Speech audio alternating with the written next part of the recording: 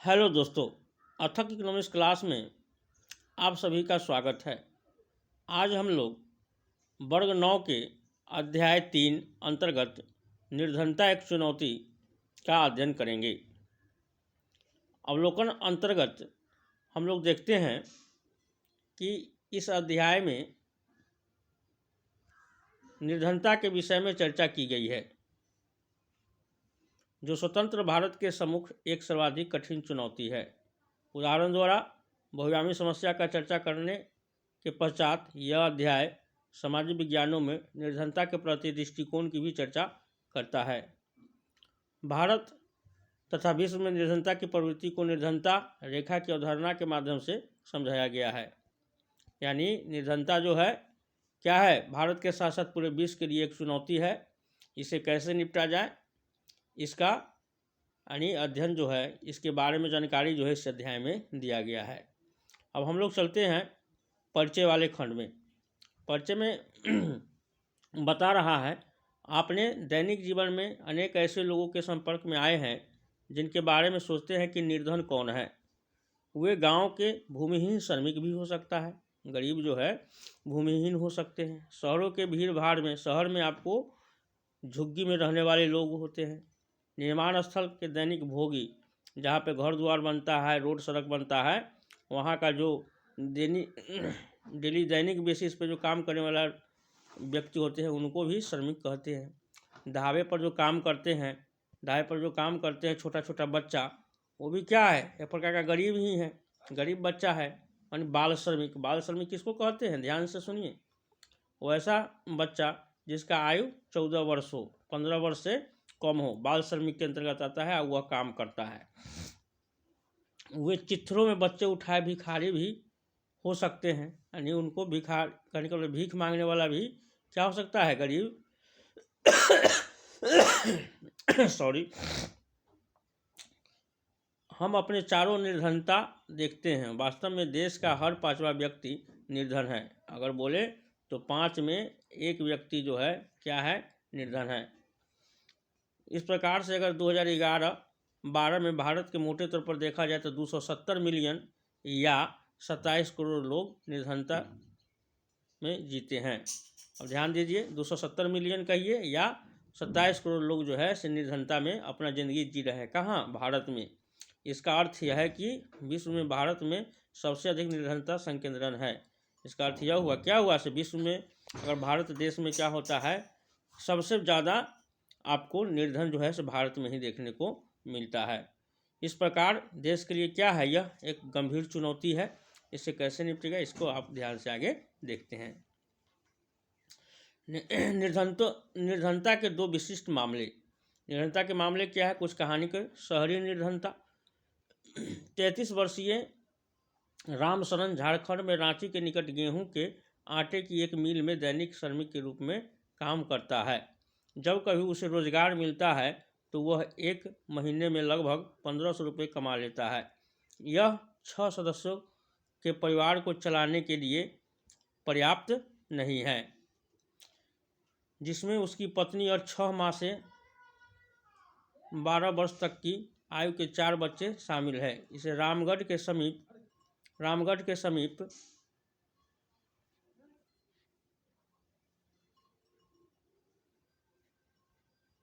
गांव में रहने से अपने बूढ़े माता पिता के लिए भी पैसा भेजना पड़ता है।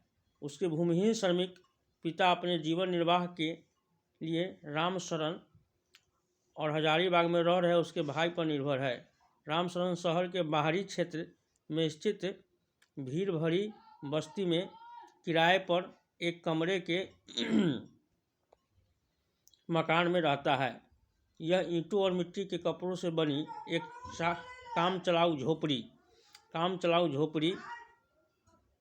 है। उसकी पत्नी शांता देवी कुछ घरों में अंशकालिक नौकरानी का काम करती है तथा 800 रुपये और कमा लेती है। वे दिन में 2 बार दाल और चावल का अल्प भोजन जुटा लेते हैं, पर यह उन सब के लिए कभी पर्याप्त नहीं होता। उसका बड़ा बेटा परिवार की आय में वृद्धि के लिए चाय की एक दुकान में सहायक का काम करके 300 रुपये कमा लेता है। उसकी 10 साल की एक बेटी है जो बच्चों की देखभाल करती है। कोई भी बच्चा स्कूल नहीं जाता, उनमें से प्रत्येक के पास 2 जोड़े फटे पुराने कपड़े हैं। नए कपड़े तभी खरीदे जाते हैं जब पुराने बिल्कुल पहनने योग्य नहीं होता है। जूते पहनना विलासिता है। छोटे बच्चे अल्पपोषित रहते हैं, जब वे बीमार होते हैं तो उन्हें चिकित्सा की कोई सुविधा नहीं मिलता है। अब इस कहानी में क्या बताया गया है, इसको ध्यान से समझिए।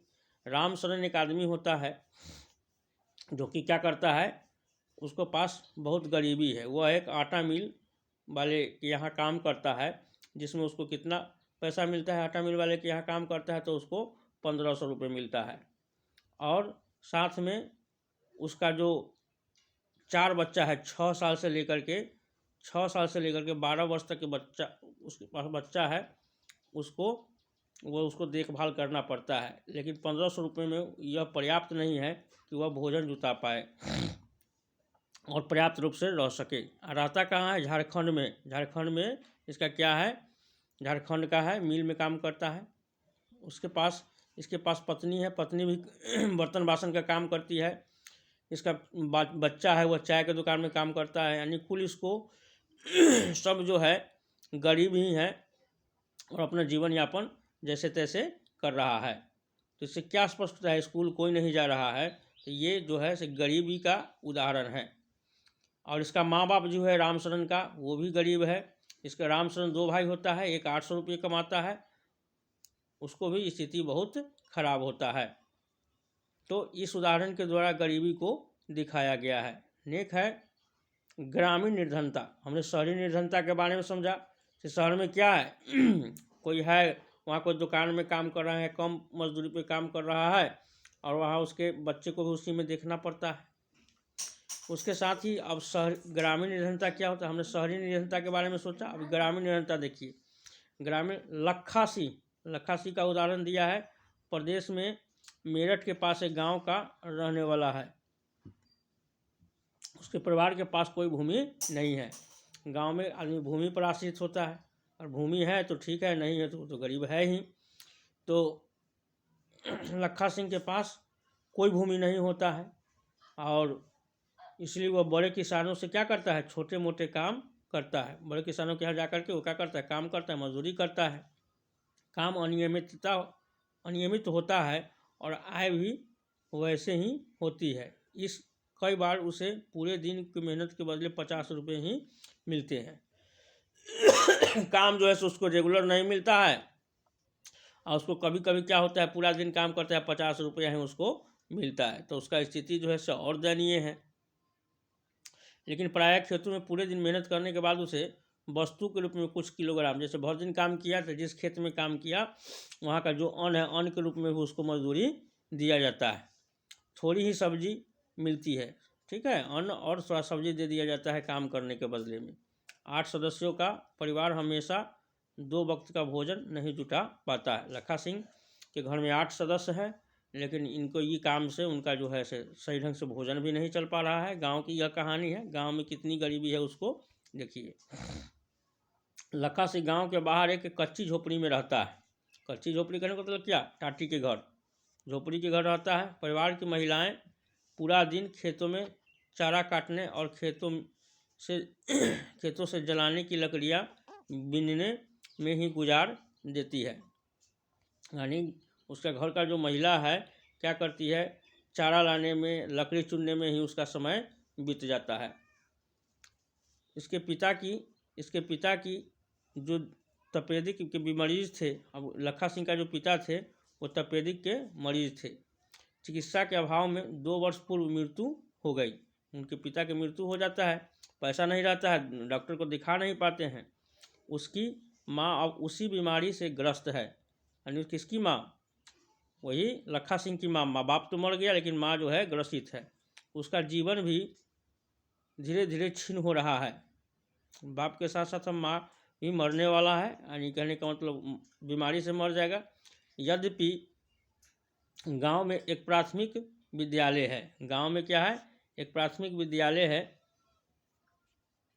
लखा वहाँ भी नहीं गया। उसे 10 वर्ष की उम्र में ही कमाना शुरू करना पड़ा। लखा को नए कपड़े खरीदना कुछ वर्षों में ही संभव हो पाता है। यहाँ तक कि परिवार के लिए साबुन और तेल भी एक विलासिता है। यानी उसको इतना कमाता है कि उससे न साबुन तेल भोजन भी सही ढंग से नहीं आ पाता है। साबुन तेल तो अलग की बात है।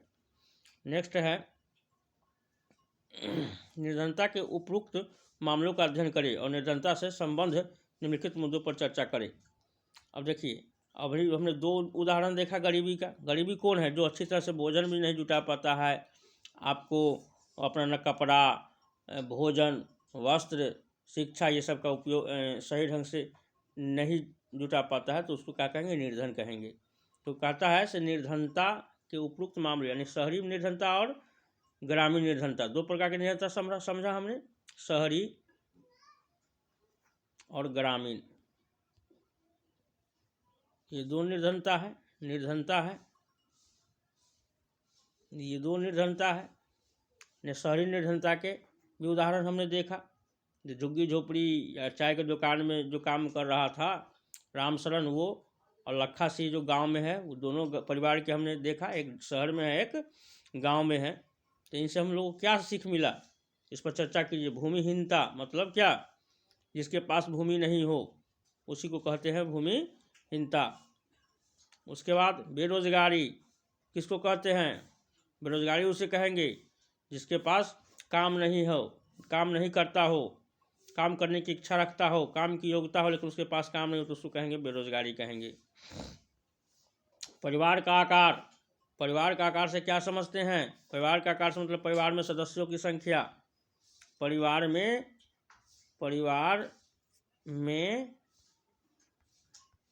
सदस्यों की संख्या। परिवार में सदस्यों की संख्या, ये हो गया परिवार का आकार, यानी बड़ा परिवार या छोटा परिवार। अगर सदस्यों की संख्या ज़्यादा होगा तो बड़ा परिवार होगा, और सदस्यों की संख्या कम होगा तो छोटा परिवार होगा। बड़ा परिवार, छोटा परिवार।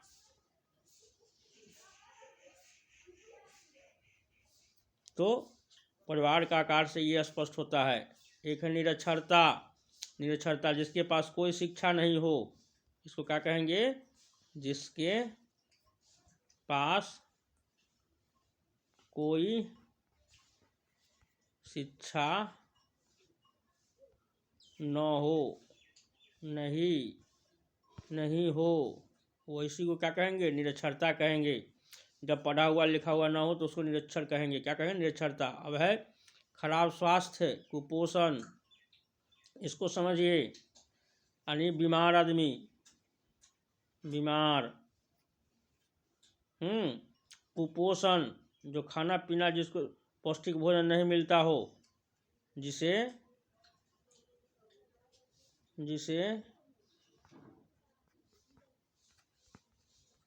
पौष्टिक भोजन नहीं मिलता हो,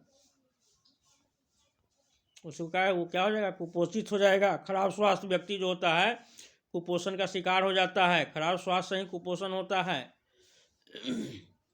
एक शब्द आता है बाल श्रम। देखिए, बाल श्रम क्या होता है? जिसकी उम्र 15 वर्ष से कम हो, 15 वर्ष से कम, अर्थात 14 वर्ष तक के व्यक्ति को या बच्चों से काम अगर लिया जाए तो उसको क्या कहेंगे? बाल श्रम कहते हैं। सहायता के ठीक उल्टा। सहायता मतलब सहायता करना, सहायता नहीं करना। असहायता, सहायता नहीं करना। इसका एक और भी होगा, असहाय। क्या होगा? असहाय, यानी जिसके पास कोई चारा नहीं हो, भोजन भी नहीं जुटा पा रहा हो, गरीब हो, गरीब हो, निर्धन इसी को कहते हैं। निर्धन किसी को, गरीब को ही कहते हैं निर्धन। ये सब जो है असहाय है। तो हमने अभी इन सभी शब्दों को देखा। भूमिहीनता, बेरोजगारी, परिवार का आकार, निरक्षरता, खराब स्वास्थ्य, कुपोषण, बाल श्रम, असहायता ये सब को देखा। तो आज के लिए ही हमने गरीबी के बारे में समझा। अब देखते हैं ऊपर के दोनों विशिष्ट उदाहरण निर्धनता के अनेक आयामों को दर्शाते हैं। वे दर्शाते हैं कि निर्धनता का अर्थ भूखमरी और आश्रय का न होना है। भूखमरी और आश्रय का न होना है। यह एक ऐसी स्थिति भी है जब माता पिता अपने बच्चों को विद्यालय नहीं भेज पाते हैं। देखिए, इसमें जो है सिर्फ भूखमरी और आश्रय ही नहीं है। इसमें क्या होता है, इस स्थिति में बच्चों को विद्यालय नहीं भेजा जाता है। गरीबी एक ऐसा चीज़ है जिसमें बच्चा विद्यालय नहीं जा पाता है। बीमारी के लिए, इलाज के लिए कोई व्यवस्था नहीं होता है, इलाज भी नहीं करवा पाता है। निर्धनता का अर्थ क्या हुआ कि वह स्वच्छ जल और साफ सफाई सुविधाओं का अभाव भी होता है। निर्धनता में क्या होता है, वहाँ पे स्वच्छ जल भी नहीं होता है और आपको साफ सफाई का सुविधा नहीं होता है। नियमित रोजगार की कमी होती है निर्धनता में। न्यूनतम शालीनता स्तर का अभाव होता है, यानी कम से कम जो आपका जीवन स्तर होनी चाहिए एकदम लो क्वालिटी का, उसका भी अभाव होता है। अतः इसका अर्थ क्या हुआ, इसका अर्थ है असहायता की भावना। इसका अर्थ क्या है, असहायता की भावना के साथ जीना, यानी असहाय की भावना से जीना। निर्धन लोग ऐसी स्थिति में रहते हैं जिसमें उनके साथ खेतों, कारखानों, सरकारी कार्यालयों, अस्पतालों, रेलवे स्टेशनों और लगभग सभी स्थान पर दुर्व्यवहार होता है। स्पष्ट है कि कोई भी निर्धनता में जीना नहीं चाहता है। यानी निर्धन जो गरीब है उसके साथ हर जगह दुर्व्यवहार होता है, चाहे वह कारखाना हो, सरकारी कार्यालय हो, अस्पताल हो, रेलवे स्टेशन हो, इस सब जगह पर उनके साथ दुर्व्यवहार होता है। एक प्रकार का गरीबी जो है सो बहुत यानी खराब है और गरीब में रहना कोई नहीं चाहता है। नेक्स्ट देखते हैं